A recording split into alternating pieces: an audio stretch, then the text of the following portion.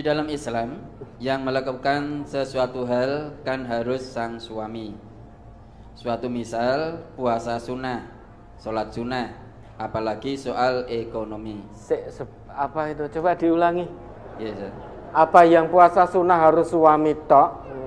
Coba diulangi monggo. ya. Di dalam Islam, yang melakukan sesuatu hal kan harus sang suami. Suatu misal puasa sunnah, sholat sunnah, apalagi soal ekonomi. Tapi ini kok sang istri, padahal sang suami juga sholat dan tutur katanya di luar rumah baik, tapi kenyataannya di dalam rumah itu kok sangat mengecewakan istri dan anaknya. Yang saya tanyakan, suami dikatakan zalim itu yang bagaimana Ustadz? Tolong tausiahnya.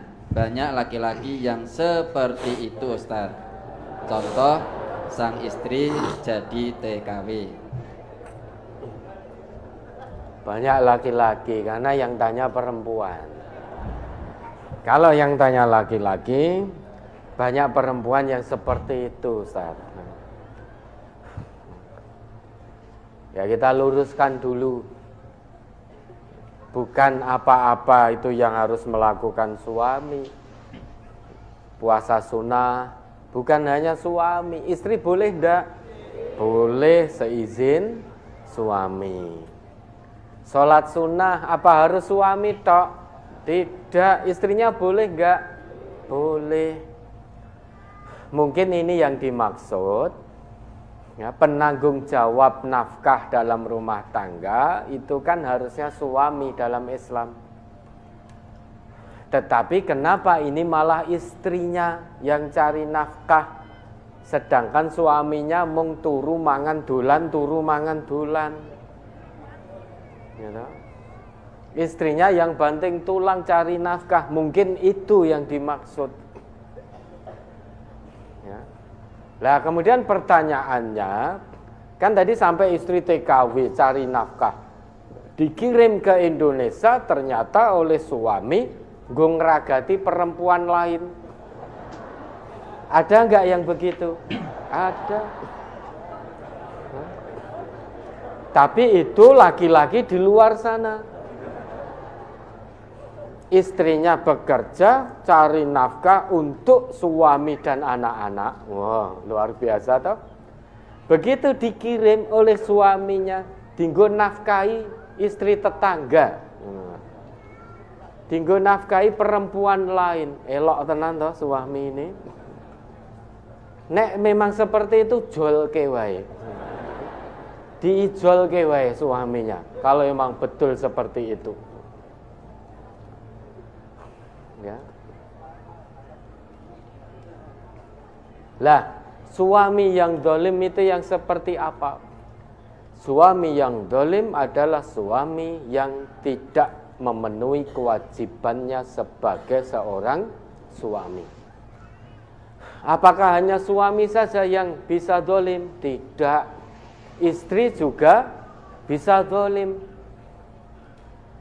Istri dikatakan zalim saat istri tidak memenuhi kewajibannya sebagai seorang istri.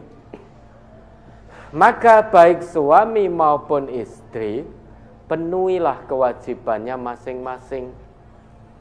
Karena kewajiban suami itu haknya istri, kewajiban istri itu haknya suami.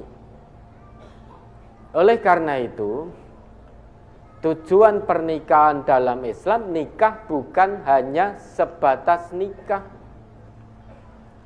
Namun ada tujuan yang Allah gariskan, yaitu sakinah, mawaddah, warahmah.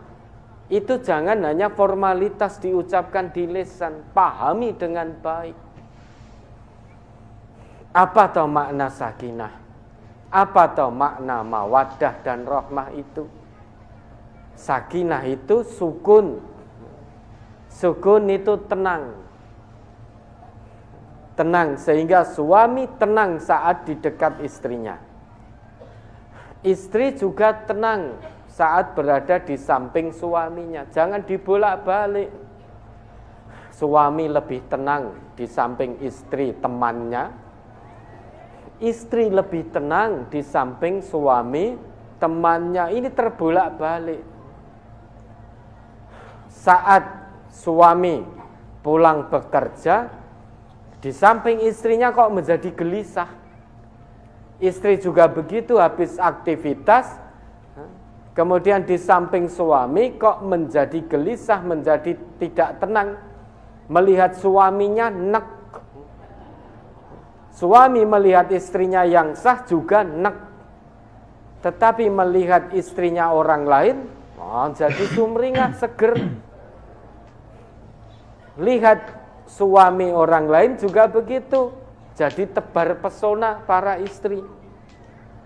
Tapi begitu suaminya di depannya menjadi nek, sehingga ingin pergi, tidak lagi pengen di samping suaminya. Lah ini sakinahnya tidak terwujud. Sakinah itu memberikan ketenangan satu dengan yang lain. Mungkin saat suami penat dalam pekerjaan, pulang ke rumah istrinya menjadi obat penawar kepenatan. Sehingga suaminya cepat-cepat ingin pulang ke rumah. Omahe dhewe lho ya. Bukan rumah tetangganya. Istri juga begitu. Saat penat mengurus rumah, kangen suaminya pengen segera pulang. Biar tenang hatinya, nyaman hatinya. Itulah sakinah. Mawadah lebih daripada itu. Mawadah itu makna asalnya ya, itu kosong dari keburukan. Itu mawadah. Artinya suami mencintai istri, istri mencintai suami. Sedikit pun suami tidak mau menimpakan keburukan pada istrinya, sehingga kosong dari keburukan. Istri juga begitu, sedikit pun tidak punya niat buruk untuk menimpakan keburukan pada suaminya, tidak punya niat untuk mengkhianatinya, tidak punya niat untuk tabarruj di hadapan laki-laki lain. Suami juga begitu, tidak punya niat sedikit pun menyakiti istrinya, sehingga tidak pernah berkata kasar pada istrinya, tidak pernah KDRT pada istrinya. Itu makna mawaddah. Mohon maaf Bapak Ibu, orang yang di luar Islam pun tidak paham garis atau tujuan pernikahan. Seorang penjahat sekalipun dia bisa punya sikap mawaddah pada pasangannya. Tidak ingin menimpakan keburukan sedikit pun pada pasangannya. Dia rela keburukan yang harusnya menimpa pasangannya, kemudian dia yang harus tertimpa.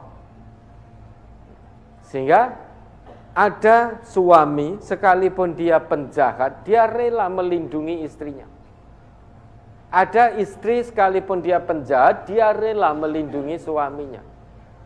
Sekalipun suaminya yang penjahat, istrinya rela. Biar suaminya tidak tertimpa keburukan. Istrinya rela yang tertimpa keburukan. Begitu pula sebaliknya. Ini mawaddah. Ada toh keadaan yang seperti ini? Ada yang lagi viral, tidak usah jenengan sebut.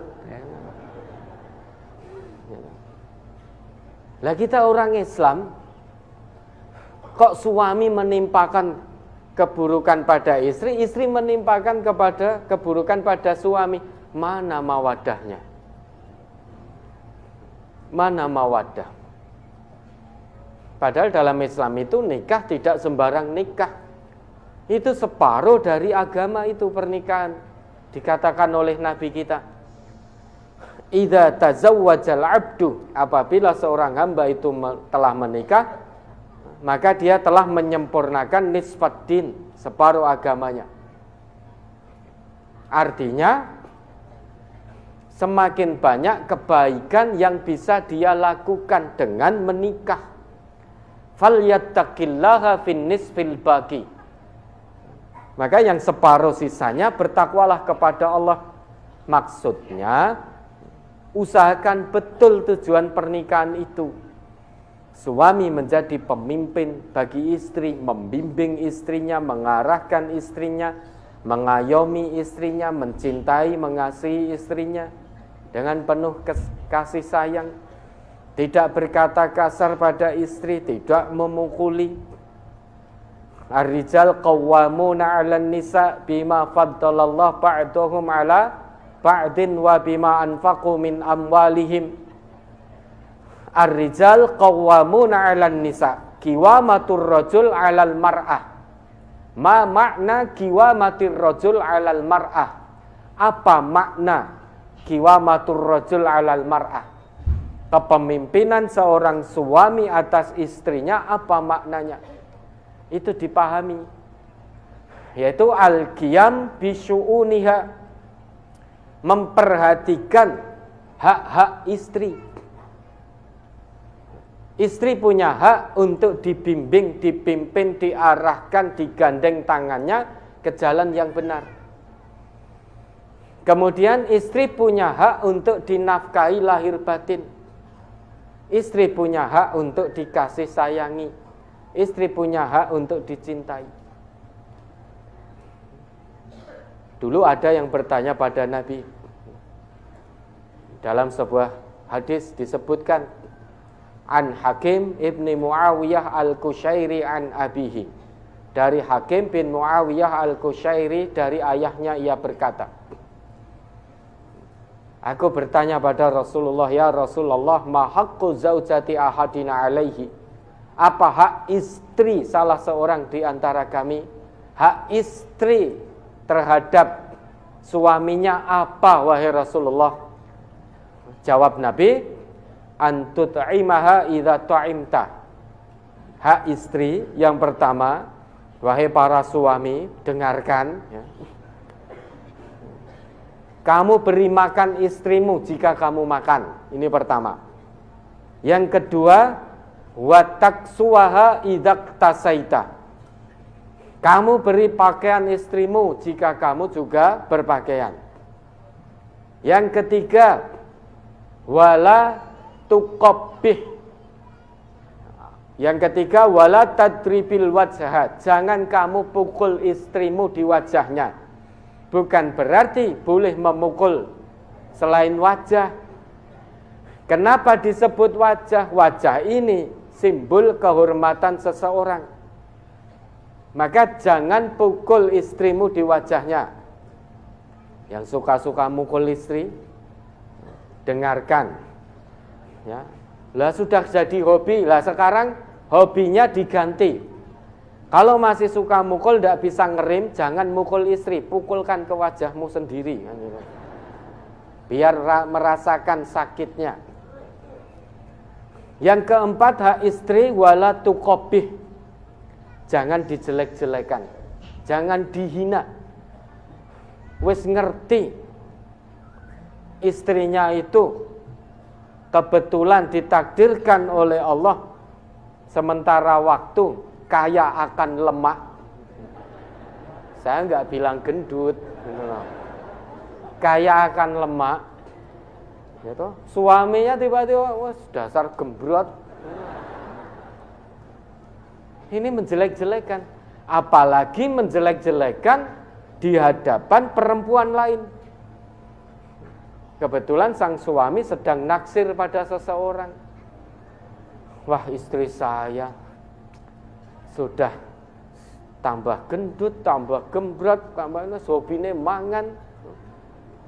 Nek neng omah blas, ambune blas rata wangi. Wes gak ada api-api blas. Sudah gendut pakai daster taline.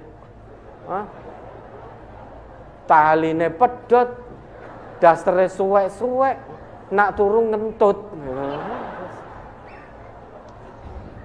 Ge ambune naudzubillahi min dzalik. Wis gak ada baik-baiknya. Sudah tidak bisa melayani dengan baik, nek masak rasane kecing. Asine ra umum, pedese kaya remason dan lain sebagainya dan lain sebagainya. Berarti menjelek-jelekan istri. Kewajiban suami tidak terpenuhi. Kemudian hak istri berikutnya wala tahjur illa fil bait. Jangan kamu tinggalkan kecuali di rumah. Mungkin saat bepergian ada masalah. Cekcok. Ketika cekcok jangan ditinggal istrinya. Tetap diajak pulang. Boleh meninggalkan istri dalam keadaan istri ada di rumah. Lagi neng pantai cekcok. Terus ditinggal. Lah engko ditemu wong liya piye? Cekcok ditinggal, mulya dhewe sak karepmu. Ditinggal. Berarti kewajiban suami tidak terpenuhi dengan baik. Maka perhatikan kewajiban suami. Itu qiwamatur rajul 'alal mar'ah, kepemimpinan suami atas istri. Itu berarti al-qiyam bisu'uniha, memperhatikan hak-haknya istri. Begitu pula sebaliknya. Istri harus jadi istri yang solehah. Fal qanitatu fassolihatu qanitatun hafidhatul lil ghaibi bima hafidallah. Istri yang solehah itu istri yang taat pada Allah, istri yang menjaga diri saat suaminya tidak ada di sampingnya. Itu istri yang solehah. Kewajiban istri dikatakan oleh Nabi yang pertama mantasurru idza nadoro, menyenangkan dipandang suaminya yang sah, bukan suami orang lain. Jadi nek ditonton suaminya di rumah itu yang nyenengke gitu loh. Ya dandan, ya wangi, ya ini. Bukan kok nek mau keluar saja bingung sing dandan. Milih baju ini, jilbabnya ini, tasnya ini, sepatunya ini, sak jam rong jam ra rampung-rampung. Sudah gitu lipstiknya warna apa? Bingung. Minyak wangine sing apa? Itu bingung. Padahal suaminya di rumah, dia mau keluar istrinya. Ketika mau di tengah-tengah orang rame saja, bingung dandan. Begitu sampai rumah, brak-bruk. Kaya kemul ra dilempiti. Pating klumbruk. Brak-bruk disawang blas ra nyenengke. Maka kewajiban istri ya, khairun nisa'i man tasurru idza nadara, dipandang suaminya menyenangkan. Wa tuti'u idza amara, diperintah suaminya itu taat selama suaminya tidak memerintah pada maksiat.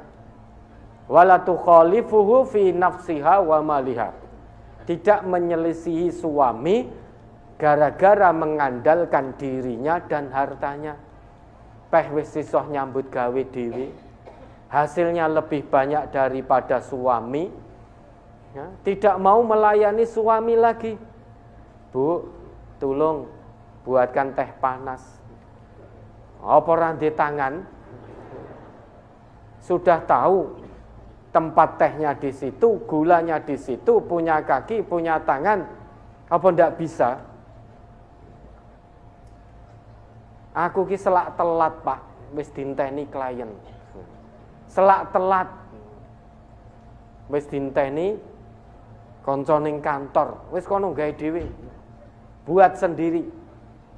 Kalau tidak mau bikin sendiri ya wis kono ngombe sak karepmu. Nah, ini menyelisih suami karena mengandalkan diri dan uangnya. Berarti kewajibannya tidak terpenuhi. Maka baik suami maupun istri, Kalau memang ngaku sebagai orang Islam, ya, penuhi, pahami kewajiban seorang suami dalam Islam itu seperti apa toh? Kewajiban istri seperti apa toh? Maka tunaikan semaksimalnya, insya Allah dengan begitu ketentuan atau ketetapan dari tujuan pernikahan yang telah Allah gariskan, insya Allah akan terpenuhi. Rumah tangga itu hidup dalam bimbingan Allah, tidak jauh dari rahmat Allah. Kalau suami kasar pada istri, istri juga begitu.